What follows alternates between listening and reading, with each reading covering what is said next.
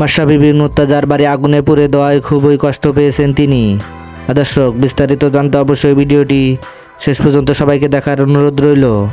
হঠাৎ করে লাইভে আসলেন মাশরাফি বিন মুর্তজা, এসেই কেঁদে দিলেন। তিনি বললেন, এই নতুন সরকারের কাছে আমার একটি দাবি, তারা যেন আমাকে যথেষ্ট মূল্যায়ন করে।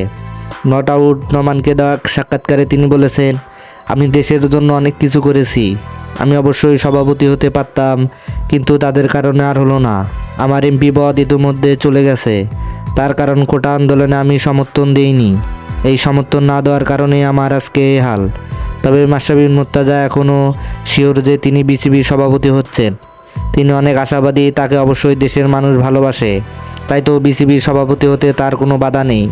কিন্তু ক্রিকেট পাগল দর্শকেরা তার এই অবদান কখনোই ভুলবে না। তিনি দেশের পক্ষে কথা বলেননি, তাই তো তার বিপক্ষে রয়েছেন সবাই। দর্শক, আপনি কি মনে করেন মাশরাফি বিন মুর্তজাকে আবার ক্ষমা করে দিবে দর্শক পাগল খেলা ভক্তরা? তাহলে অবশ্যই আপনার মূল্যবান মতামত কমেন্ট বক্সে জানাবেন। ধন্যবাদ।